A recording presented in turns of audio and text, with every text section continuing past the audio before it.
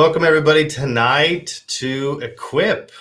We're so excited that you're here with us. So let's just take a minute. I always ask everybody in the chat, let us know where you're watching from tonight. Let us know where you are hanging out with us. Hi, Dora. Hi, Pastor Paige. Hi, Olga. Good to see you guys.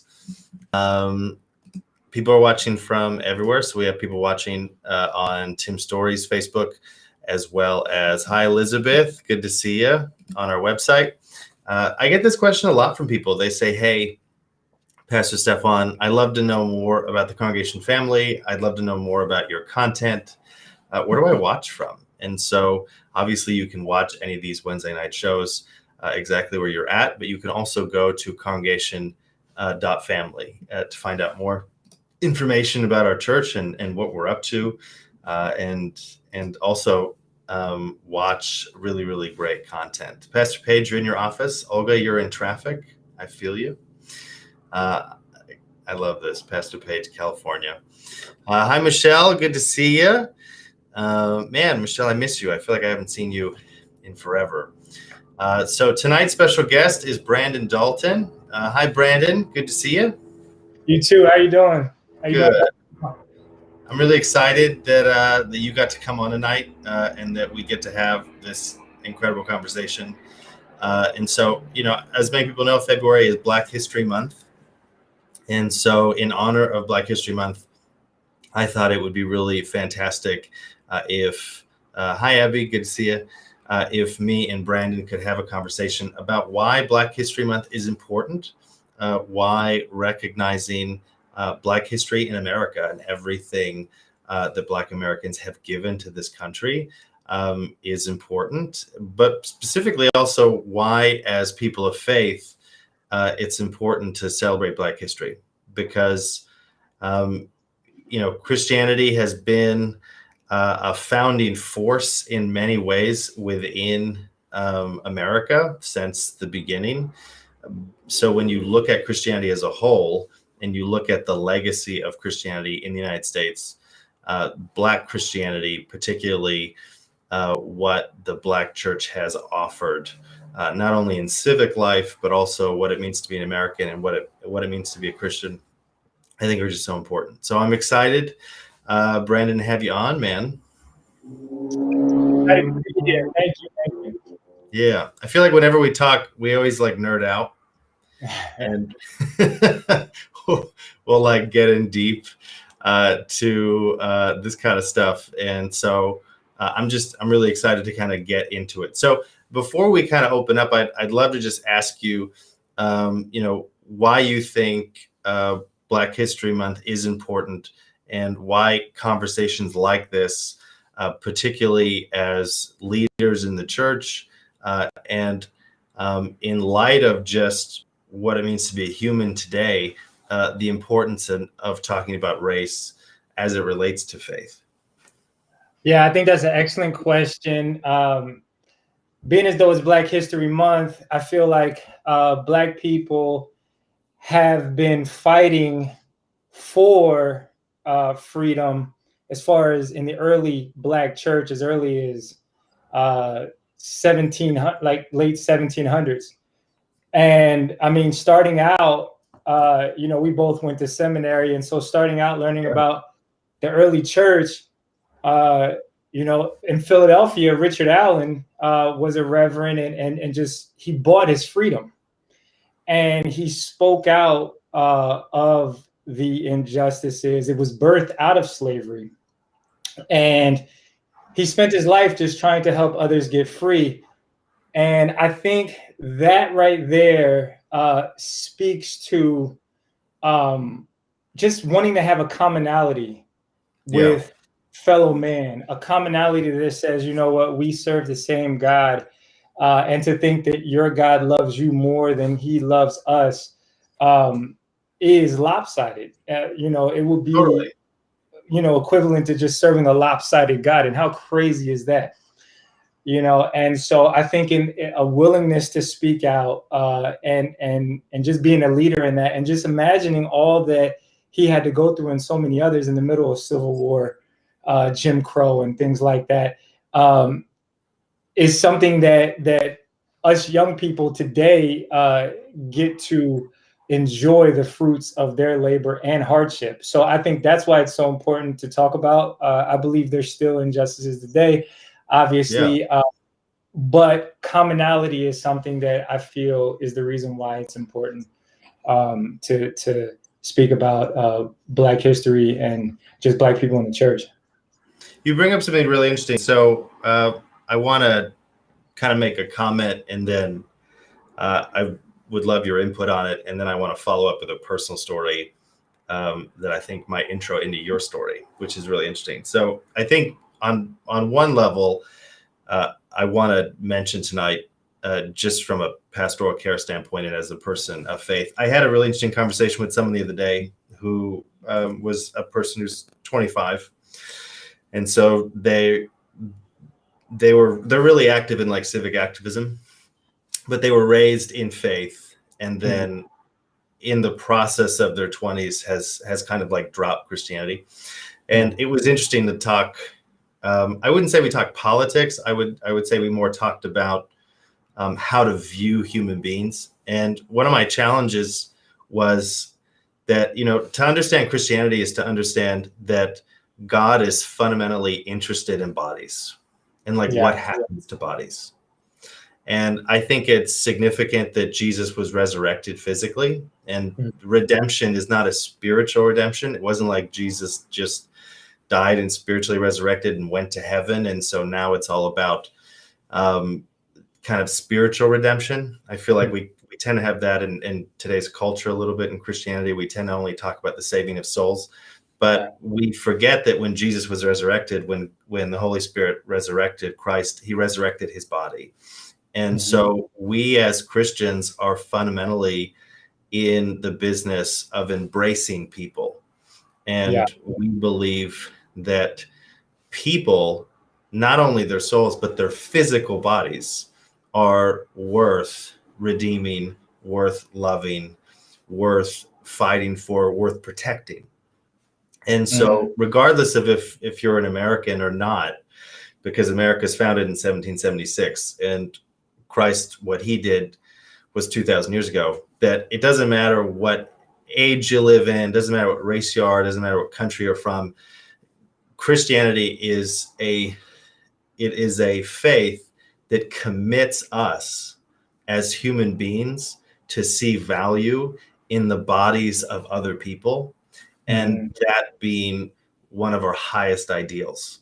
And so I think it's worth it, because just to mention, because you had mentioned, a pastor that you kind of drew from, and that's something I think that the Black church has really offered America in the history of Christianity in America, this deep commitment to this fundamental idea that human beings are valuable. And you can make the case that Black Christianity really did this, I think, much better on the whole than the white Christian tradition. And I just think that's really meaningful. And I think that it's worth it, just as Christians, to know that we're in the human being business. We are in the value business. And when God redeems us, he doesn't redeem our souls only, he redeems all of us. And so when we come into faith, we not only look at ourselves like Christ sees ourselves, but then we also look at other people the way that God sees them. And that is not just their soul, that includes who they are and all their value and the space they inhabit. And so I'm excited about this, because I think that when you look at the history of Black America and what Black Americans have offered to all of us, I think that what you'll see is that the Black faith tradition is right in the middle of that. And I just preached recently about Martin Luther King Jr. and Abby brought this up in Little World Shakers. And so she told all the kids, did you know that Martin Luther King Jr. was a pastor? And a lot of them said no. They thought he was just like a political leader, and they don't really see the connection. They don't see the fact that King's vision of equality and a vision of human life directly came from his faith. And that sense of empowerment, I think that God reclaims all of us, and he died for all of us. And, you know, we're perfectly equal in that, where the first shall be last and the last shall be first in the kingdom of heaven, I think is so powerful. And as Americans, we are Christians always first. And so it is our faith that informs the way that we think about everything. And I just think February is just one of those amazing times to really think about that and let that tradition, or that amazing part of our tradition as Christians in America, to really speak to us. Yeah. I think you bring up a great point. I think also, I mean, I find that, you know, we talk about the segregation of, and you know, I even sometimes wonder, you know, we're given a month, and I look at other cultures and the emphasis that we're given a month, and what that means, and just the struggle coming into church, and what Black people had to face and endure. And I mean, you mentioned King, and you mentioned, you know, even just watching King's life, and seeing that he had to really get past the natural part of being human, that says, you know what, I'm speaking about a God who is love, but yet I'm going against such wrath, such hatred, such opposition for what I'm fighting for. And all I'm fighting for is a place of commonality for my people. And he's fighting for human dignity. Yeah, exactly. The right to be a human, like society. Yeah. And I think it's more so, I mean, we tend to say, okay, out of hatred, out of opposition, you have a lot of nastiness and ugliness that forms its and rears its ugly head in the form of racism. But I believe, and I was telling my wife this earlier, and we were just talking, and I said, you know what? I said, I believe that it's not even just about race, as it is about a competitive nature that just says, I am just better than you. I am better than you, and so I am just going to just do whatever I want to do, and I think it becomes a moral issue, issue of morality, to say, okay, I don't just want to hear what Black people have to say. I want to be able to understand them, and then have a place of vulnerability that I can understand you, and you can better understand me. And somehow we can wrestle with this and form a way of working out, so that there can be a existing, you know, in this world, in the church. Because we talk about how there's a lot of segregation. You know, there's a Black church, there's a white church, there's a Korean church, there's all these.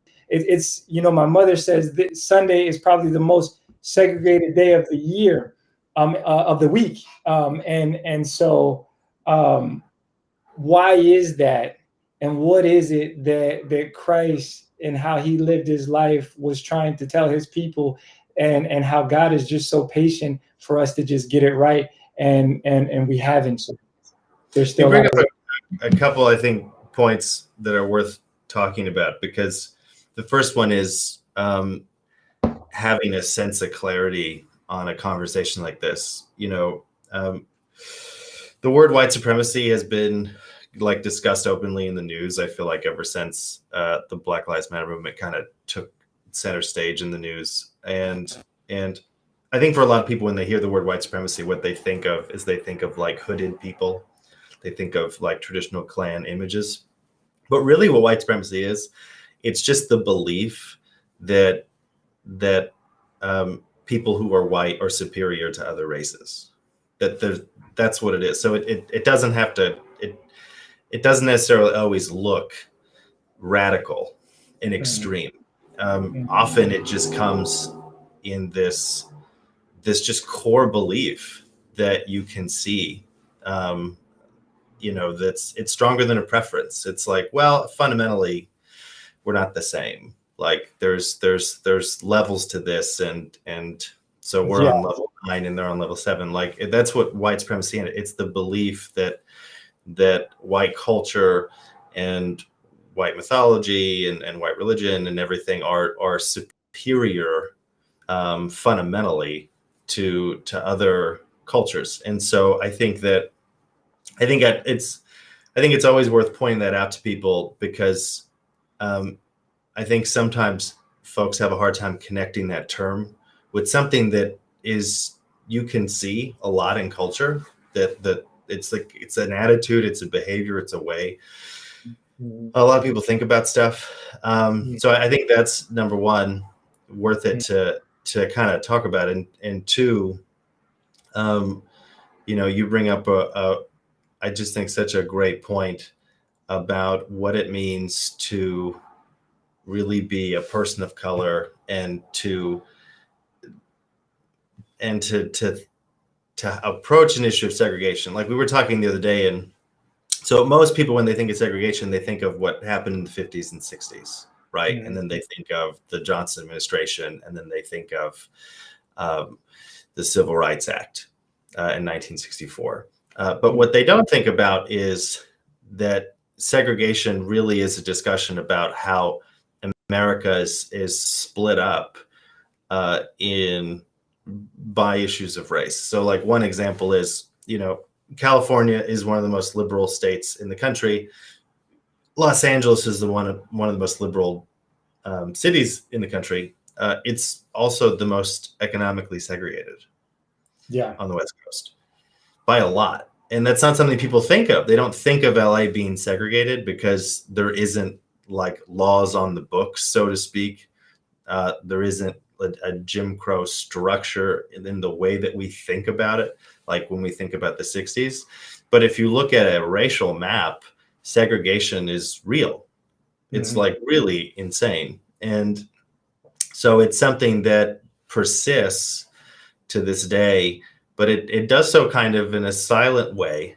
And I think it's important to talk about, because, when we talk about integration and inclusion in church and what it means to be people of faith, but to have a faith that recognizes the incredible abundance of faith experiences and how all these traditions kind of feed and support each other. It starts with recognizing that there are natural boundaries and there are cultural differences. And so I think step number one is to talk about them and to be aware of them.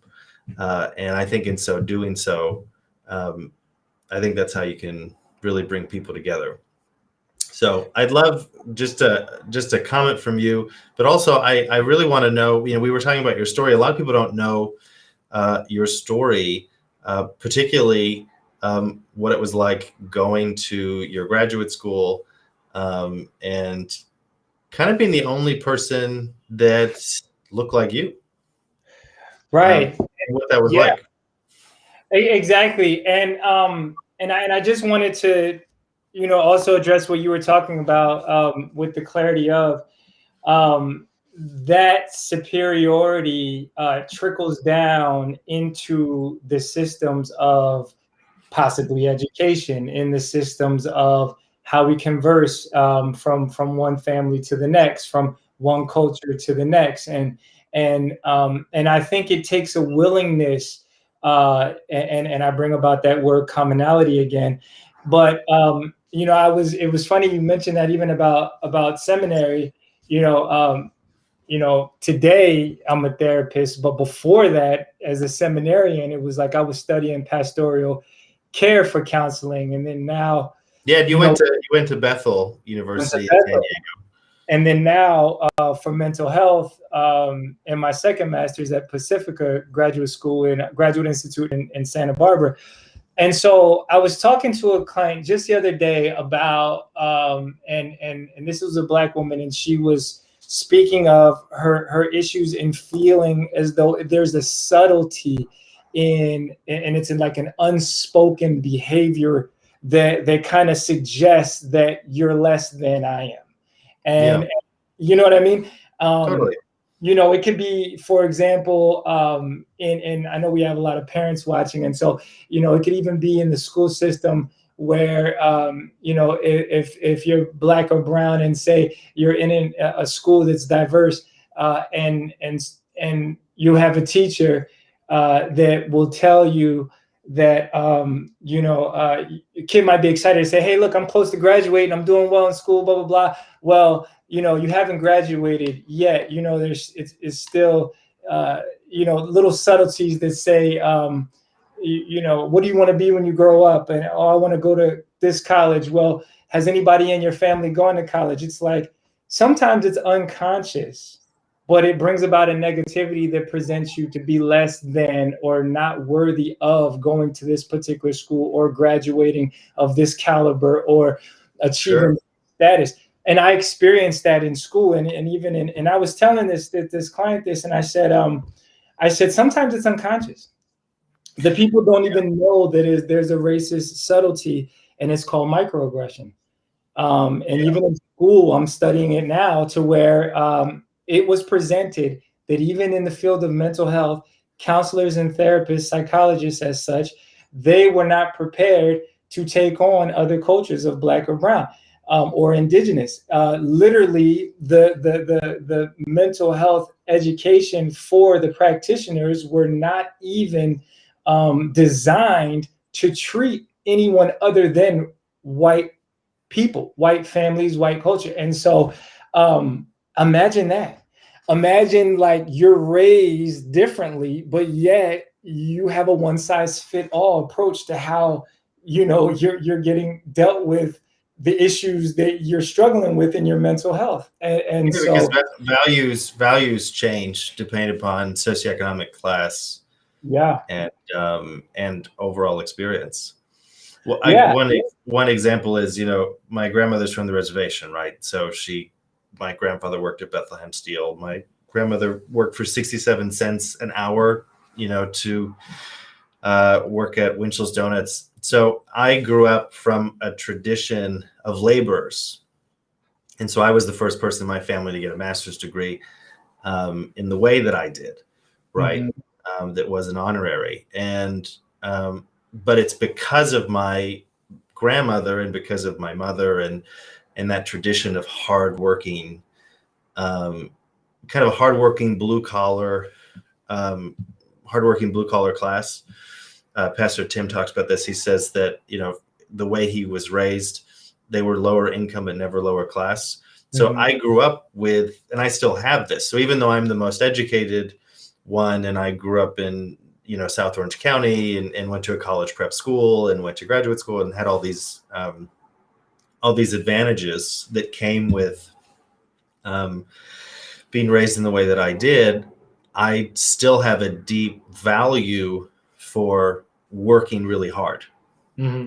And so I still have a blue collar working sensibility, mm-hmm. because it's directly connected to my culture and it's directly connected to my family.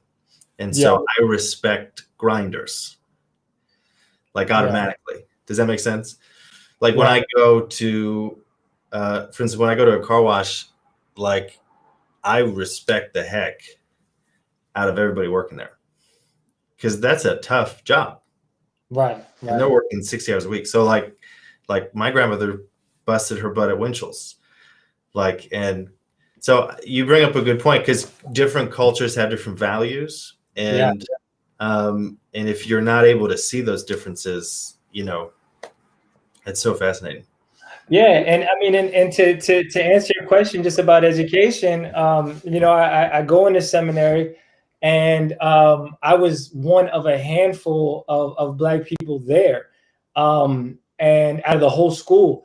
And I really did not feel as though I belonged. I know that there's a small percentage in the teens for Black people to even reach graduate education and beyond. But to be there, it was almost as if they wanted to let you know that what are you doing here? And so it's like any community. You feel comfortable, but if you go into a community where you don't see anybody that looks like you, acts like you, resembles you in any way, you feel like a fish out of water. And so there weren't many. I mean, I went to San Margarita Catholic. Like it was very college prep, very South Orange County. And so there was I wanted to ask you this because I've never told the story publicly, but growing up biracial, my father being Swedish, he wasn't white American.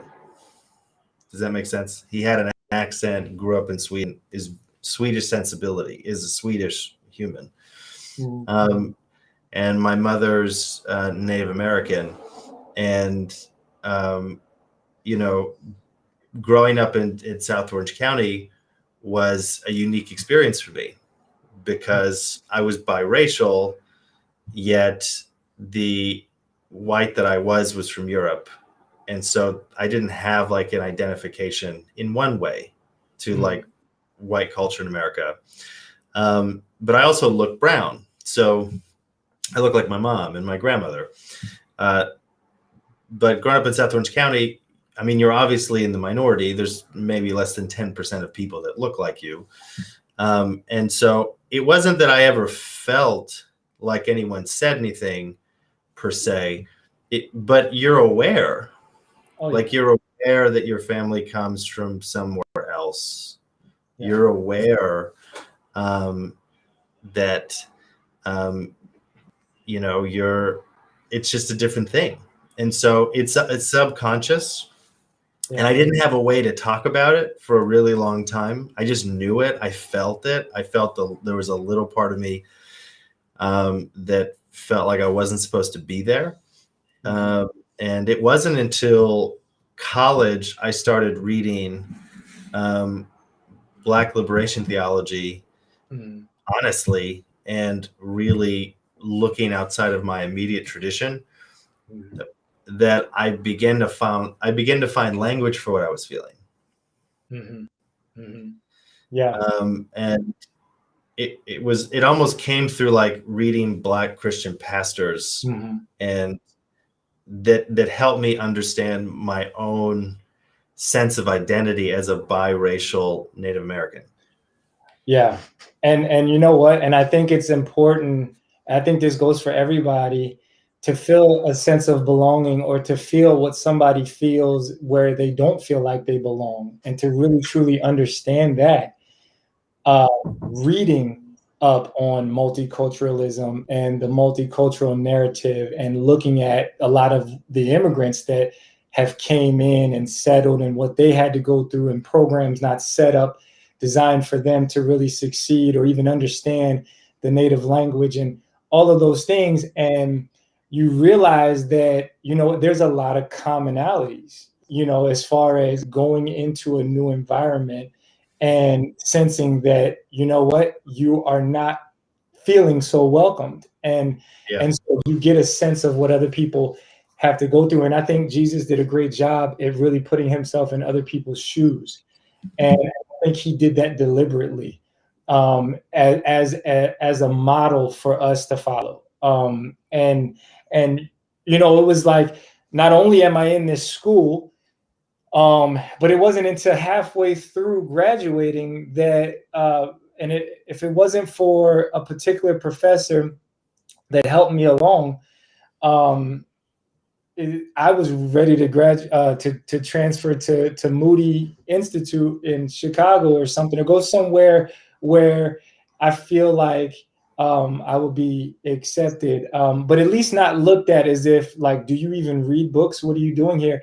To halfway through me graduating, because it caused me to really work hard, really understand. A lot of these kids were PKs and grew up in church and stuff, and so they had a way of a head start than I did, and so I had to really get in those books, really understand, speak that language and hear something where I mean, you realize without a language, a sense of language for what you're trying to say, you're lost. You're lost. And even more so if you're not given a voice to speak, you're lost and you feel like you're lost. And so to the school actually just embracing me right when I was thinking about graduating and wanting me to speak in chapel, and to this day, many people I went to school with who looked at me as alien are some of the people that I talk to this day, and they pick my brain on a lot of things. And so I say that even before coming to the congregation, you know, because I was in school in San Diego, so many different churches, from Foursquare Church to what's the church? Miles McPherson is the preacher at in San Diego. Many different churches, you know, Faith Community also, and just different flood church. All of them, when I would come and visit, and I was looking for a church home before joining my wife over in at the congregation, really, I would go and visit, and immediately there would be a pastor, an associate pastor coming up to speak to me and just saying, hey, I just wanted to meet you. And I'm like one of very few Black people in the crowd. And I started wondering, but it started happening so often that at each church, they were like, wait a minute, you're in seminary? And you know, here I am, I you know, I'm completely covered in tattoos. My fashion sense is very other, and yet I'm in seminary, and they're like, we need you here. You know, would you think about, you know, being associate pastor? Would you think about being director over this or that? And just trying to get me in. But the question was why? Because they were looking to fill a slot to bring in more people who look like me. And I'm like the poster child for it, because it's like, I'm in seminary, you know, I believe in God, my faith is there. And so with the substance to match, you can go fish for anybody that, you know, and that looks like me. And it bothered me because it wasn't necessarily that we really want you here. We want you here because of what you can bring in. You're the hook and bait to go get the rest of the Black people to come into the church. And if I was going to do that, if you look at the churches that really are diverse, you look at us, you look at Congregation.Family, really are diverse, right? Well, you have to be able to see it in the staff. You have to be able to feel it in the introduction. You have to be able to feel it in the church. You look around and you feel like I belong here. I feel like I have a place here. That pastor up there is speaking directly to me and my family. And yes, I'll go tell a friend, hey, you need to come to Congregation.Family. And I think those churches just weren't going about it the right way. They needed to fill a slot, and it was almost like affirmative action. You got the job, you know? That's what it's almost like they value you, but not in the way that you want to be valued. And because it's like they come to you already knowing what they want you to say. Yeah. So it's almost like, hey, wouldn't it be great if a guy who looked like this was our cheerleader? Exactly. Like, wouldn't it be great if a guy like this just agreed with everything we said and say? Right. And like, if he's on board, that's great. And rather than saying, hey, like, where's your voice? Like, we want you because we know you got something to say. And we want that here. Yeah. That's really powerful. I think that's something a lot of people have gone through. You know, when I was at ORU in Oklahoma, I met a lot of great people. Overall experience was really great.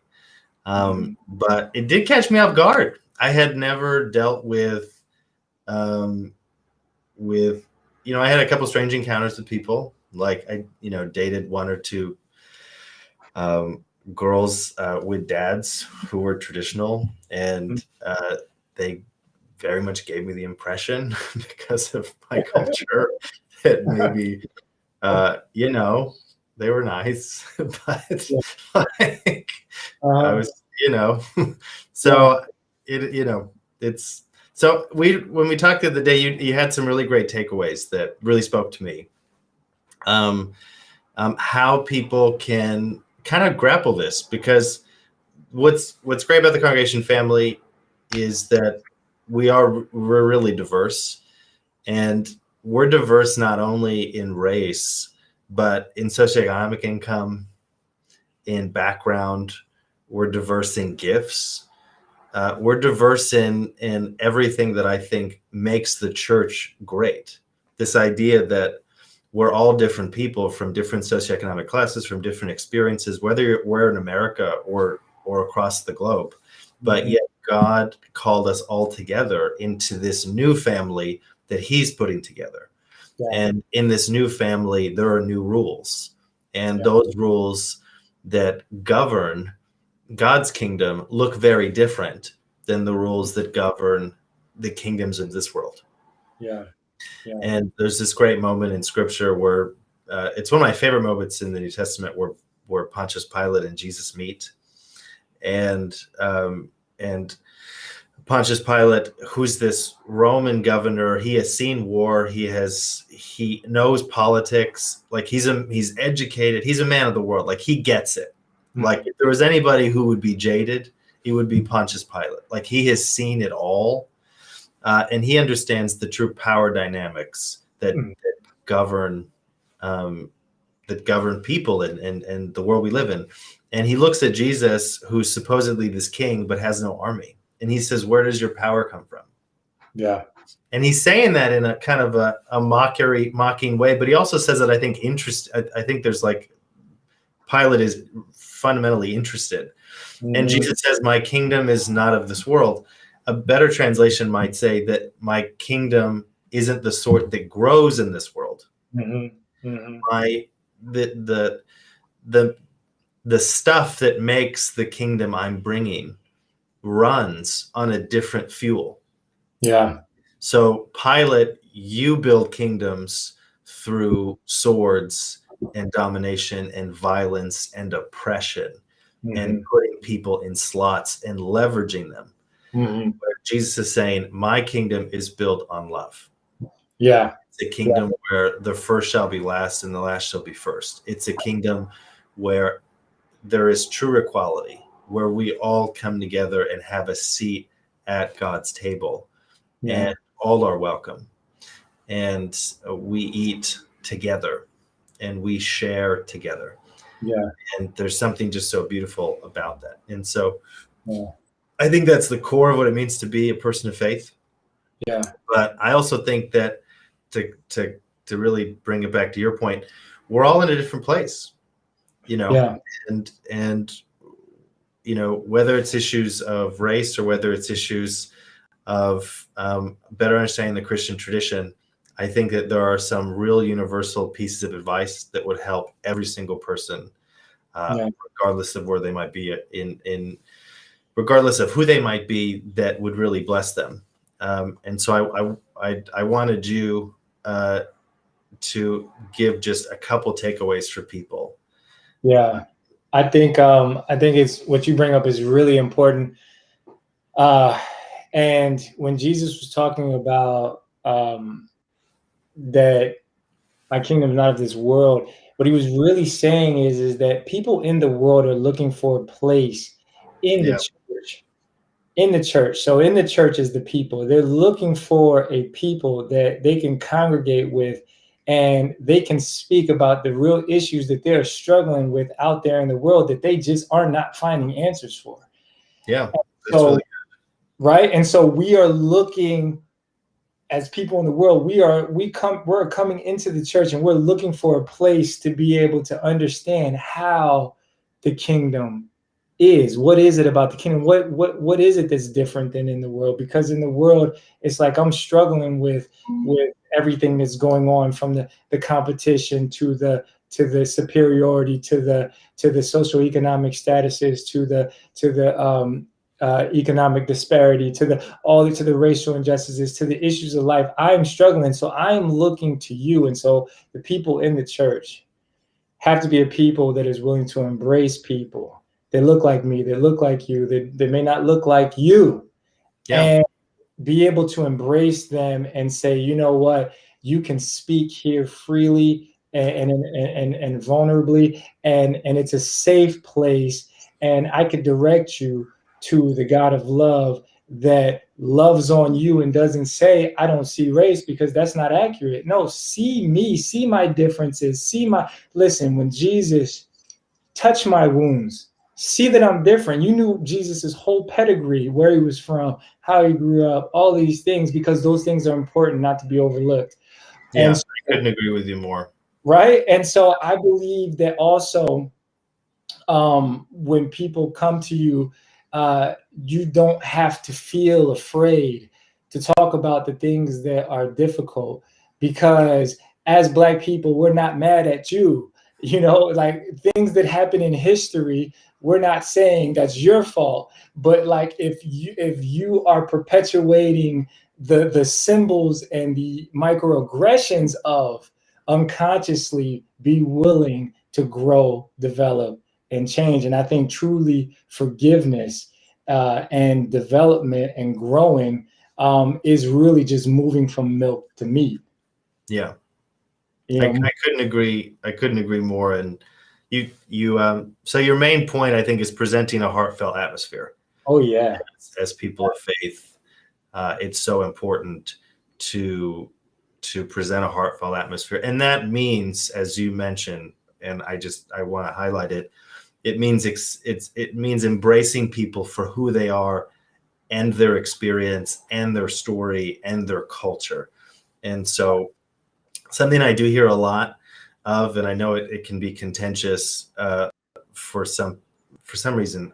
I don't understand why it's contentious, but it's like a contentious issue. But you hear a lot of people who will say things like, I don't see color. Yeah. And I disagree with that statement, because Right. it's not just about color. It's about culture. Right. It's about experience. It's about all the things that make up identity. Uh-huh. So I feel like that word is used a lot as a way to kind of approach this, is that we need to take away race, or we need to take away color as a way to embrace people. I think I don't think that's true. I think the opposite is true. And I think our Christianity says this. Yeah. Like Jesus was a Jewish man who grew up in Bethlehem, had specific parents, had a culture. Like human beings are not birthed in a vacuum. They have experiences and they have bodies, and they come from families with shared values and culture. And to really create, I think, an atmosphere where people who look different from you and might sound different from you, or might speak different from you, or that you do it through recognizing the difference and embracing that difference and finding value in the difference. Yeah. I mean, totally imagine that, like, being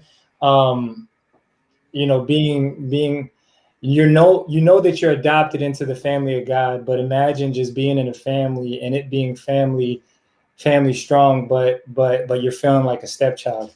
Yeah.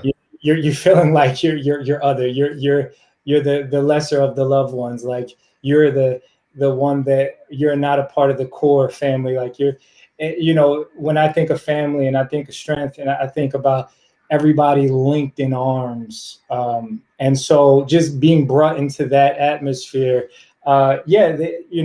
people of color have to feel as though they're not in a place of inferiority. They have to feel differently when they walk into through our doors, into the doors of the church, that, it could be cold outside, but it's warm in here, Yeah.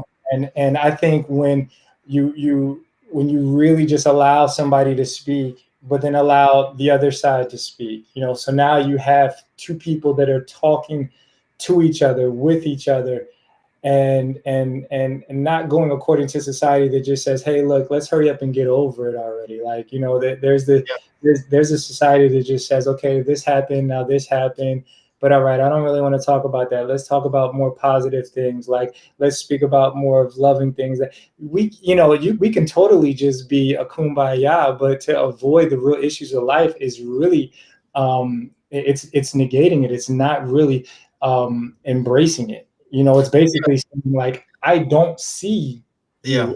you. All people, all lives matter. Yeah. No, for real. You bring up such a good point. Like, like you can't love unless you tell the truth. Otherwise, it's fake. Yeah. Like it's a myth. Yeah.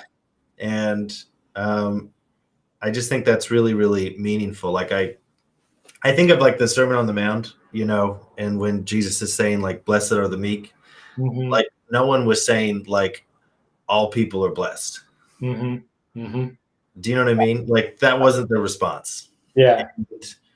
And, or blessed are the poor. What are you talking about, Jesus? Like all lives are blessed. Like, no, that's like, you're missing the point here. Like Christianity is fundamentally, again, a faith about human beings. It's about value. It's about people being worth God saving.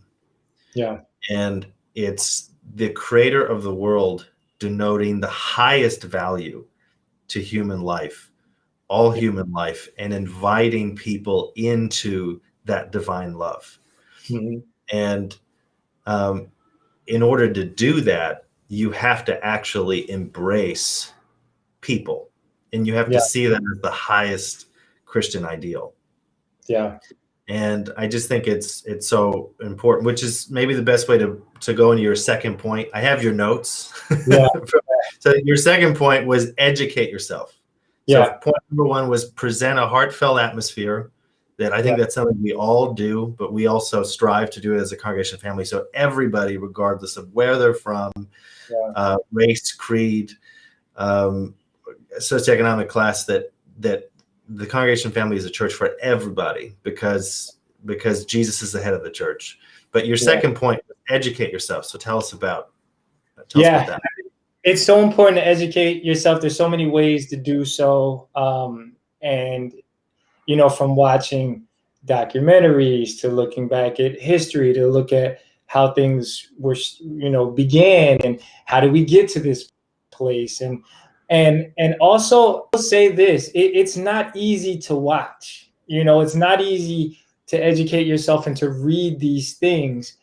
I will say that first and foremost, because sometimes there's movies that are on that are about slavery, and I'm watching the horrific things that took place many, many years ago, and it brings up things inside of me. But I'm glad that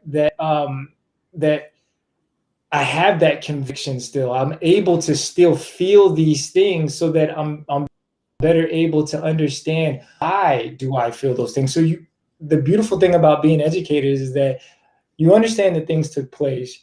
You understand why, Black people can be upset about the issues that they're seeing today that remind them of things that were taking place years ago, and showing up in many different forms. But you'll never truly be able to embrace a culture if you don't understand the culture. If you don't know anything about the culture, the hardship, what they've gone through, the difficult things, the things that feels like it's just sticking you in your side. It's making you feel uneasy, because it presents questions and it allows you to for things to be answered. Whenever there's questions, it allows for conversation to get to solutions. Yeah, I couldn't agree more. I think an educated Christian, a truly educated Christian, is a formidable adversary. And I think that ignorance is really something that should be fought, like honestly, at every level. One of the best moments of my life, just seasonally, was just studying church history for 4 years. And then going into graduate school and then reading everything. Reading critical theory, reading economic theory, reading post-colonialism, getting a real sense of how the world works. And to this day, I continue to read a lot of stuff. And I just think there's something, it's so important, because I remember I was raised with certain beliefs and I thought they were traditional. And then I like studied church history. And then I was like, this stuff was invented in 1850. Like, this is new stuff. Like, you know, early Christians didn't think this was not a thing. Like, and there's so many like little beliefs. I love to talk about it sometimes because I love to talk to people who think they have like the orthodox view, and then you're like, dude, that's like 300 years old. Like, that's not even that orthodox. Like, the 200 years of church history. So I think education is just so important. What were you going to say? No, I was going to say, and Raina, I see your comment, and thank you for that. You know, for this teaching tonight, you know, and what we're talking about, Stefan, and you know, being the only one in the room sometimes, and just not knowing, and being okay with that, knowing that in any subject that's new, you're not going to know everything, but a willingness to be there anyway. And it really speaks a lot of volume. I just want to say this, Stefan, to what we're talking about too. It really speaks a lot of volume to Black and brown people when you see someone, like if you see a white person that's really trying to understand, that's really just, you know, sitting in a room, you know, you might feel uncomfortable, they might feel uncomfortable, but you know, they see that, okay, you know, this person is genuinely trying to better understand what's going on and how can they help. You know, believe you me, we're not going to get to you know, equality with just Black people fighting for it. You know, we really do need everybody. This is a human issue. Yeah, and to know, you know, I'm a big fan of Brian Stevenson, the Equal Justice Initiative. He's a personal hero of mine. I mean, that guy is amazing. Yeah. And so one of the things he talks about justice but he speaks at it as a Christian. Mm-hmm. So I love his definition of justice because it's a deeply Christian one. Yeah. And it's from his faith. And he says that he talks about that justice shouldn't be punitive. It should be restorative. Mm-hmm. Oh yeah. And I think about that a lot because, you know, when we talk about the day of judgment as Christians, when Jesus comes back, the story in Revelation of the day of judgment, you know, it's easy to think about that as a negative thing, that God is going to come back and judge us and shame us. But that's not what it is. Justice within a Christian framework is it's truth. And in light of that truth, love. And, you know, I think about that. Like I was just writing, I wrote a piece that's going to come out tomorrow. Excuse me. And I talked about Peter and in the day of Pentecost, right? And when Peter goes out to Jerusalem and he proclaims that Jesus is alive. And it's a really interesting moment in Acts 2 because, you know, everyone in the crowd knew Jesus had been executed. It was such a public event. And many people in the crowd knew that Peter was a follower of Jesus who also, in his friend's darkest hour, abandoned him. And so they're looking at this guy like, what does he got to say? Like, we all know what he just did. Yeah. And Peter gets up there and he says that God is redeeming the world. We were all wrong.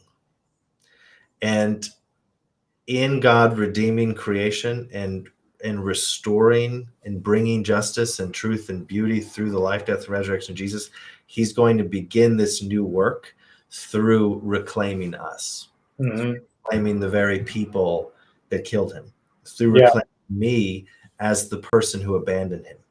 Yeah. And so justice was done and justice happens.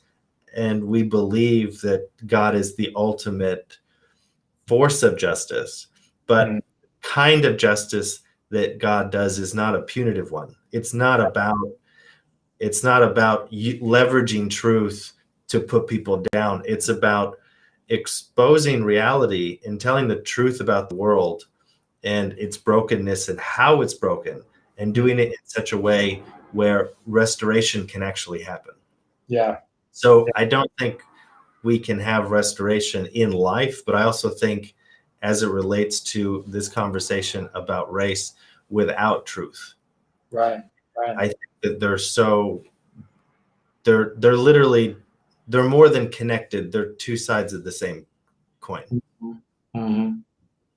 Yeah, I agree.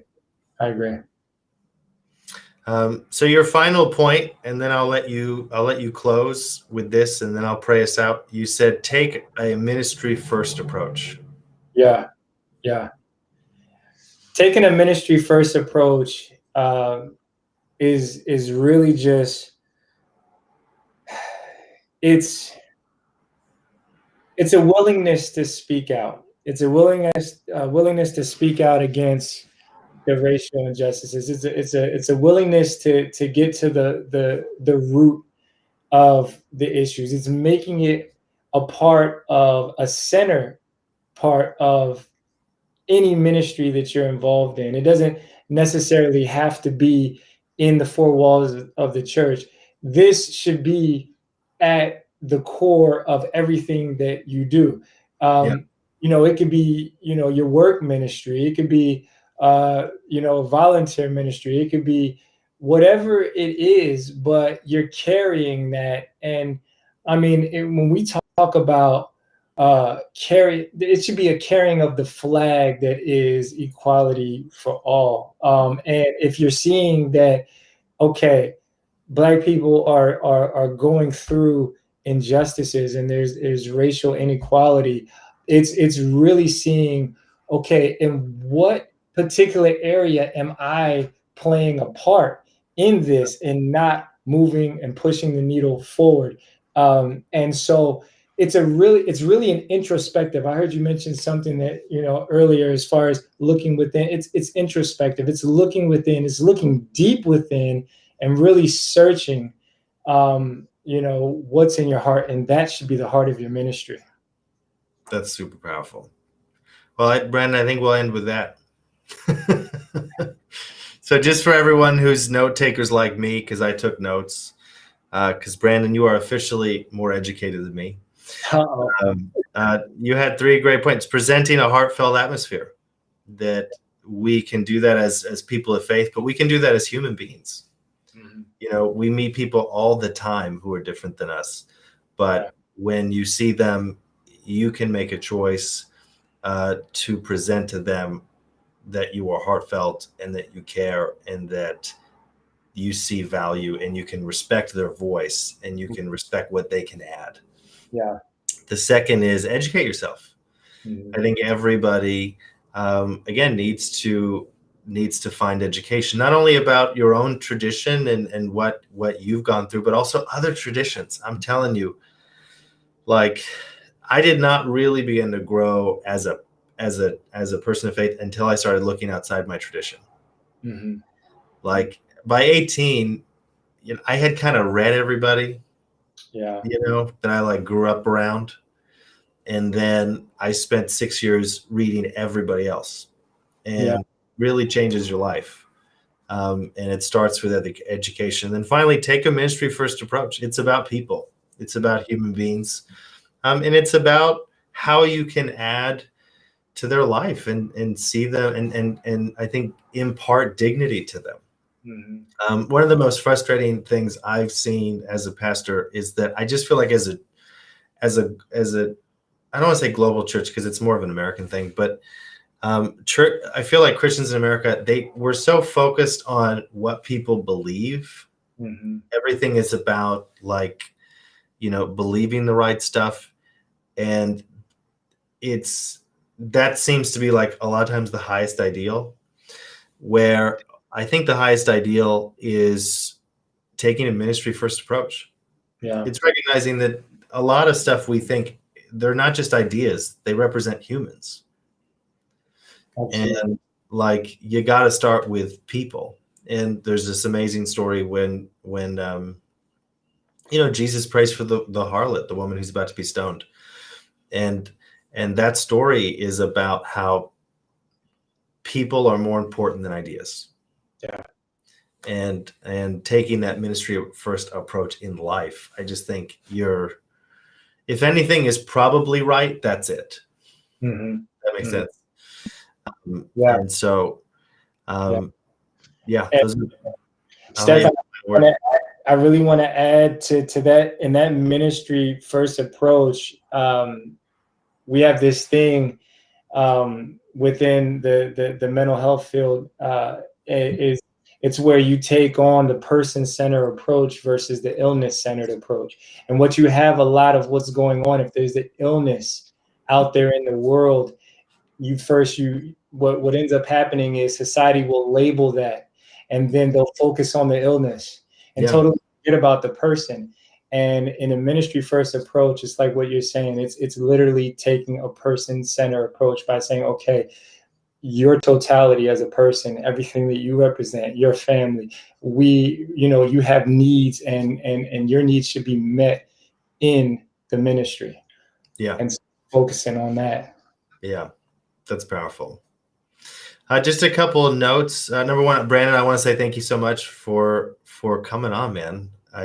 Every time I talk to you, I learn a lot, which is why I like to talk to you. I love talking to people that challenge me and leave me thinking. I think that's like the best kind of relationships to have. So I'm glad you got to come on. More to come. We're doing some really cool stuff. Guys, Easter is coming up. I know it's February 24th, but it's like April 4th. So stuff is going to be announced next week. I'm really excited about that. And what I'm most excited about is that our whole team is involved. Yeah. So everybody's going to be on stage. So if you liked what Brandon had to say tonight, do not worry. You will see him speaking soon. And so I'm really excited about that. I will be there taking notes. And then people always ask in the chats, they say, Pastor Stefan, how can you give? How can you support what you guys are doing? So I always put this up. So give today, right? So text Congregation Church to 77977 or go to our website, Congregation.Family/give. We're a church. We're a nonprofit. We're just a group of Jesus-loving people who are out here on the love train, trying to get other people on that love train. So if you are saying, hey, Pastor Stefan, this was really great tonight. I love this. I love what you guys are doing. I love how you guys are talking. I would say, make a decision and just give something and support what God is doing and partner with us in this church. It's, as Brandon mentioned, it really is an amazing community. And we are crazy diverse. Like, it's shocking how diverse we are, because so many churches don't have that. It's very homogenous, but God has blessed us. I just think with so many incredible people. Yeah.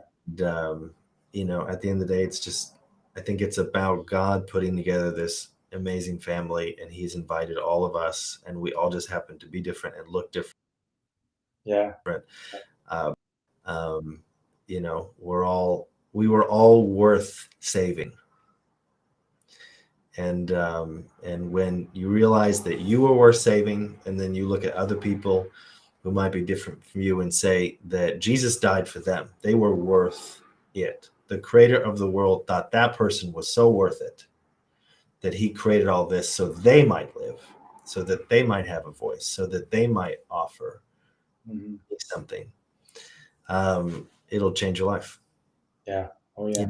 Brandon, do you mind praying us out? Oh, yeah. All right. Thank you, Pastor Stefan. Thank you, Lord, for just this beautiful time to be able to just share in your presence, and just invite you in, and to just be able to fellowship and speak about the issues of life and the things that we know are on your heart. God, I just pray for all of your people. I pray for Pastor Stefan and Pastor Paige, Pastor Tim, Joseph, Krista, all of the staff, Hannah, anybody that I haven't mentioned, all of the worship team, just everybody, God.